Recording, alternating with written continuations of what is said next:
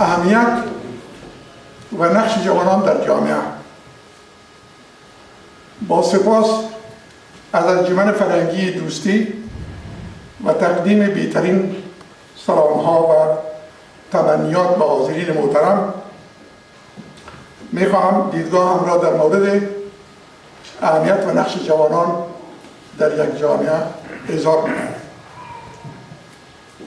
هموطنان عزیز و مهمانان گرامی، جای هیچ گونه شک و تردید نیست که جوانان نیروی محرک جامعه به سوی پیشرفت و تعالی هستند.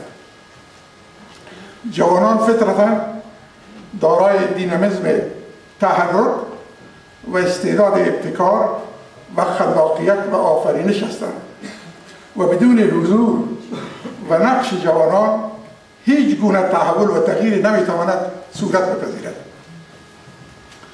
پیشرفت‌های محیر عقول جامعه بشری، توسعه شهرهای زیبا با ساختمان‌های دلپذیر و آسمانخراش‌های شگفت‌انگیز، جاده‌های پرخم و پیچ و چند طبقه‌ای در روی زمین و متروهای چند طبقه‌ای و پیچ در پیچ در زیر زمین و غیره، همگی محصول تفکر و ظرفیت خلاقه نیروهای جوان و پیشرو جامعه است. جوانان هستند که با آموزش علوم چون فیزیک اتمی، طب، بیولوژی، انجینیری، مهندسی، فضانوردی، سیستم‌های مغلق مخابرات، تولید انرژی و تولید برق از آب و باد و خاک، تلفن و تلگراف و فکس و رادیو و تلویزیون و ستلایت و موبایل تلفن و آیفون و کامپیوتر و انواع دیگر اختراعات ظریف خویش توانستند جهان ما را با همه پهنایی و گستردگیش به دهکده کوچک مبدل نمایند. کامپیوتر و اینترنت انقلاب در دنیای اطلاعات رونما کرده است که میتوان از هر واقعه و رخداد در دورترین نقطه جهان در ظرف چند ثانیه با خبر شد و چگونگی آن را مشاهده کرد. این همه امکانات محصول تفکر و اندیشه جوانان است. علاوه جوانان حافظ منافع ملی و تأمین کننده نظم و امنیت اجتماعی کشور خویشند. در تمام کشورهای جهان اردوهای ملی و پلیس ملی از جوانان ترکیب و تنظیم میباشند مییابند که با هدف خدمت و تأمین امنیت جامعه خوش به رضا این وظایف را قبول میکنند و از حریم کشور خویش در زمین و فضا حفاظت و صیانت مینمایند.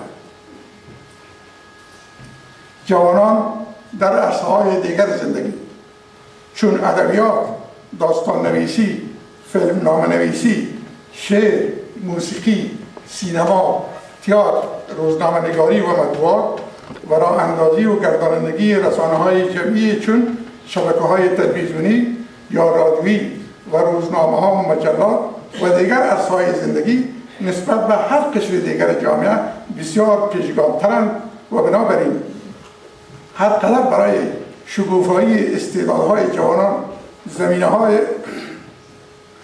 زمینه‌ها فراهم شود، به همان اندازه ظرفیت‌های کاری بالا می‌رود و بالنتیجه شرایط برای پیشرفت و تعالی جامعه میسر می‌گردد.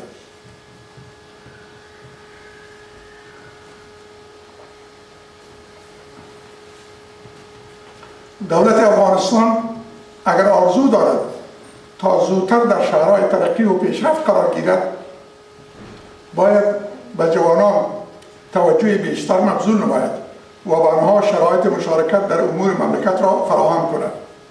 بیکاری و فقدان اشتغال میتواند سبب فرار مغزها و نیروهای تولیدی شود و حتی باعث گردد تا نظم اجتماعی جامعه صدمه می‌بیند.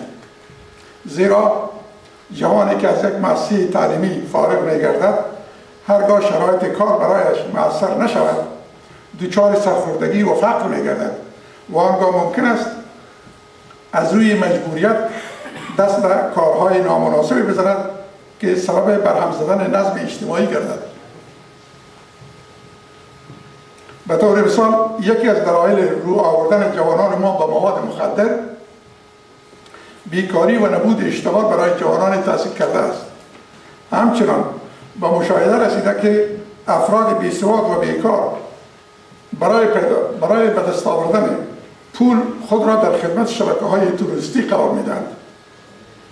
بی‌توجهی دولت به این سرمایه عظیم بالقوه جفای بزرگ به حال و آینده کشور شده می‌تواند.